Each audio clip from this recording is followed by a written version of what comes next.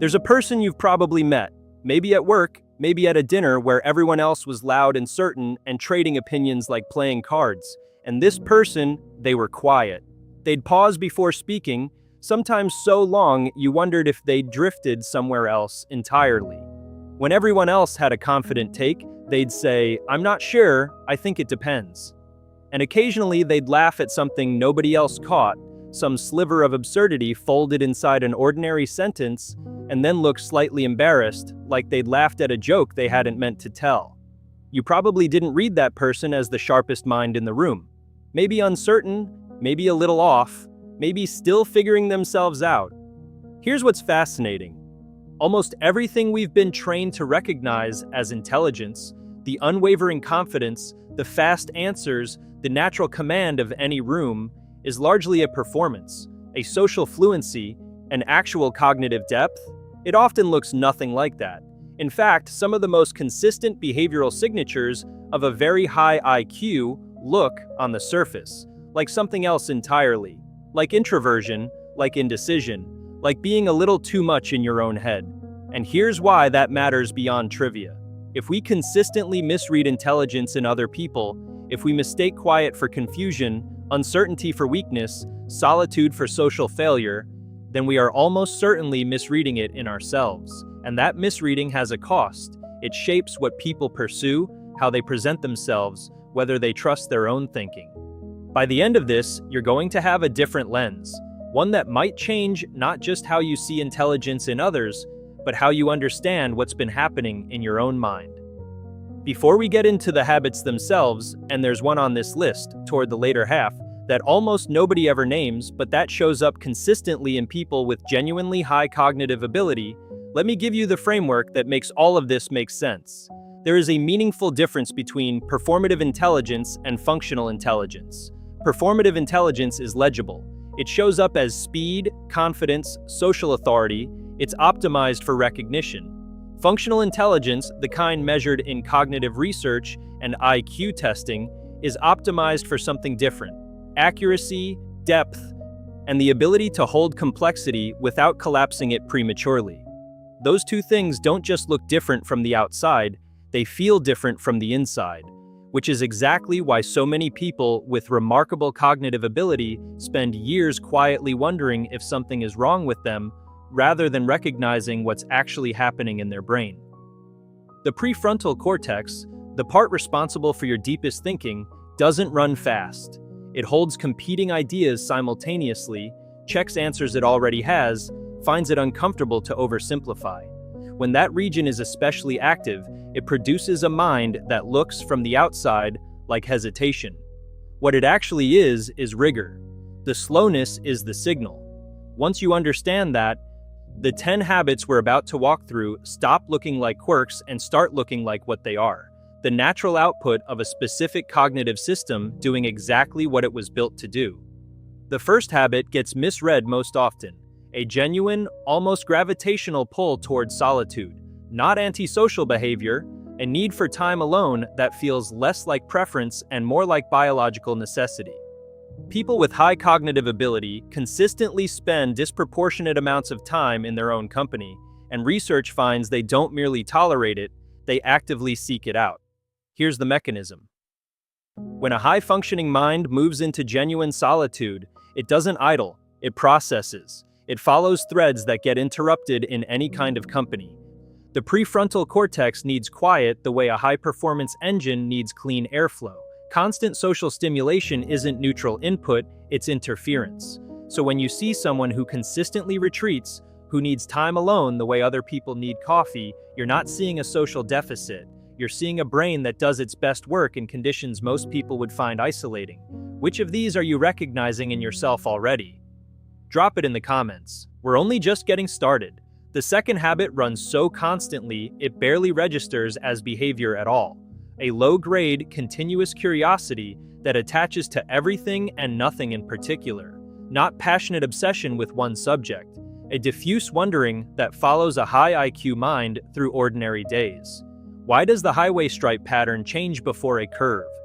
What's the original root of this word, and does it change how we use it? Why does this solution actually work, not just that it does?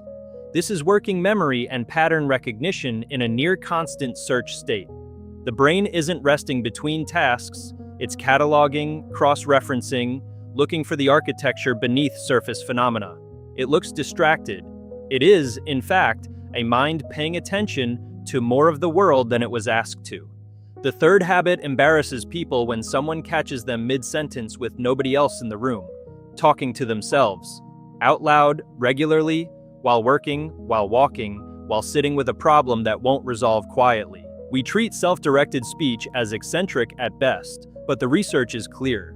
Verbal self-talk externalizes internal processing in a way that gives working memory significantly more capacity to manipulate complex information.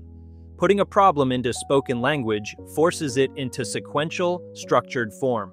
It slows rapid associative thinking just enough for deep analytical processing to actually catch up. Children do this naturally. High cognitive adults who never fully stopped aren't regressing. They're using a tool that works. Stay with me here because the next one reframes something many people on this list have spent years quietly ashamed of. Intellectual humility, a genuine, unself-conscious comfort with saying, "I don't know," is one of the most statistically reliable markers of high cognitive ability. This runs directly opposite to what we expect. We read confidence as intelligence, certainty as depth. But the Dunning-Kruger research shows the relationship between confidence and competence is often inverted at the extremes. Low expertise produces high confidence because limited knowledge means limited awareness of what you don't know. A genuinely complex mind has a more accurate map of its own blind spots. It has moved far enough into any subject to see how vast it actually is. And because it takes accuracy seriously, more than impression management, it refuses to perform certainty it doesn't have. What looks like indecision is epistemic honesty. It's a brain that takes truth more seriously than how it's being perceived. Now, the overthinking. If there's one habit on this list that high IQ individuals most consistently bring to therapists as something to fix, it's this one. The tendency to think about things, small things, already resolved things, conversations from 3 days ago, with a depth and persistence that feels, from the inside, exactly like a malfunction. But here's what's actually happening. The prefrontal cortex, when it engages a problem, doesn't just answer the surface question. It runs the scenario forward and backward. It considers second and third order effects. It models other perspectives and checks for inconsistencies. This is not a glitch. This is high-order reasoning operating exactly as designed. The reason it feels like suffering is not because the processing is disordered, it's because most environments weren't built to reward it. So the person running it learns to call it anxiety or a flaw to be managed. It isn't. It's cognitive thoroughness in a world that mostly asked for a quicker answer. If you've recognized 5 or more of these so far, drop something in the comments. I'm genuinely curious. And if you want to keep building this picture through the second half, make sure you're subscribed. Advanced humor is the 6th, and it's one of the most neurologically interesting habits on the list. The kind of humor that surfaces in high IQ individuals isn't quick or broad, it's structural. It finds the absurdity inside the logic of a situation, the paradox folded inside an ordinary phrase, the moment where two unrelated domains collide and produce an unexpected friction.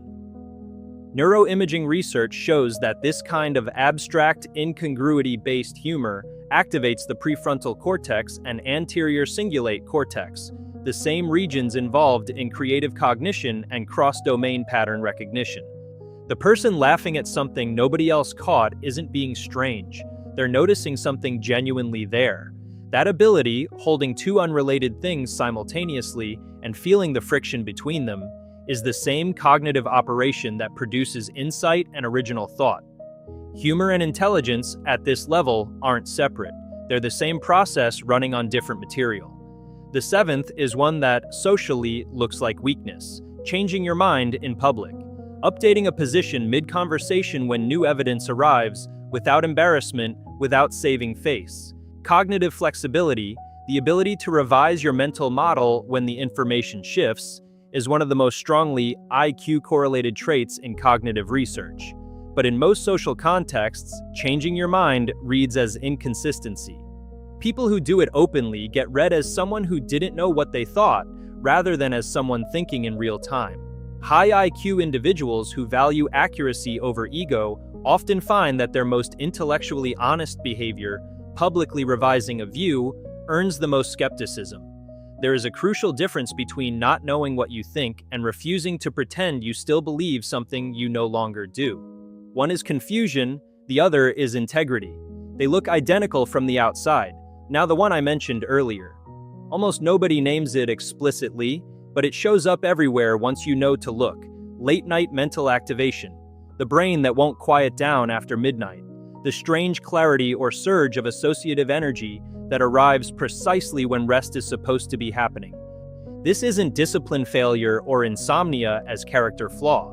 Research into chronotype and cognitive function suggests that the high IQ brain, with its elevated prefrontal activity, has a differently calibrated arousal system, one that doesn't simply disengage on the conventional social schedule.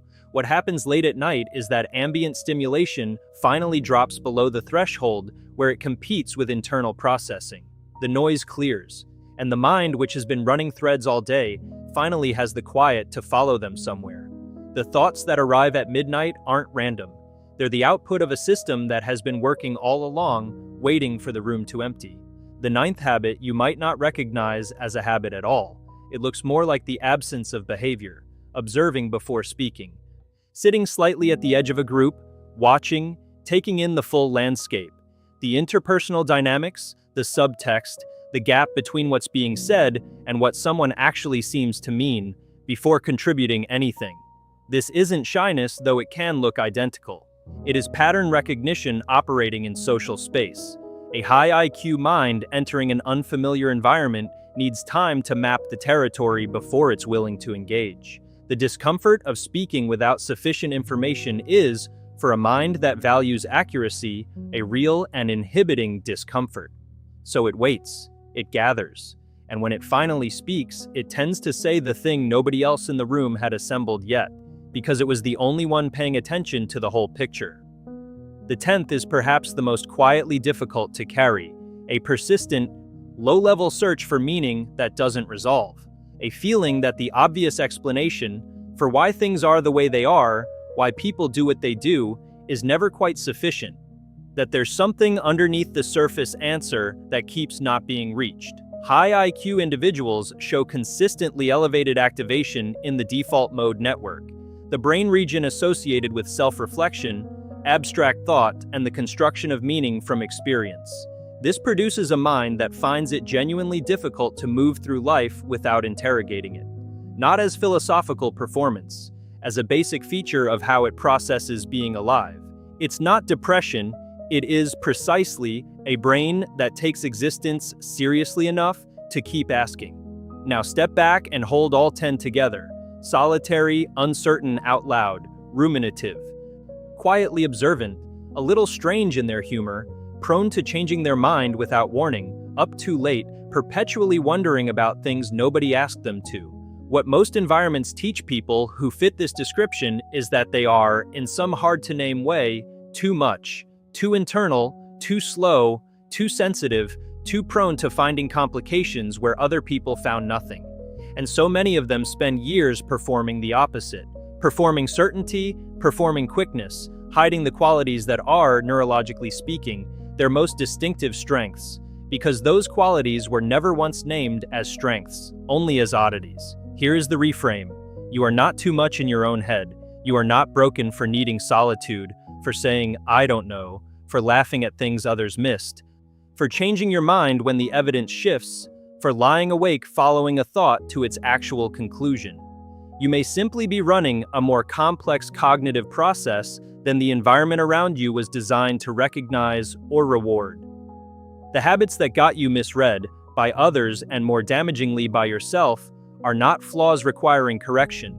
They are signals. They are the texture of a specific kind of mind doing exactly what it was built to do. You don't need a verdict about your IQ from this. What's more useful than a number is a more honest, more generous way of reading your own behavior. Not the version of you that learned to apologize for going quiet. Not the version that called the overthinking a disorder. The version that was paying careful attention to something real, something everyone else walked directly past. That version was never the problem. It was just, for a long time, waiting for the right frame. If something in here landed, subscribe, and share this with someone who needs to hear it. This channel is built for exactly the kind of mind we've been describing. Curious, rigorous, and tired of being handed a simpler story than the one they're actually living.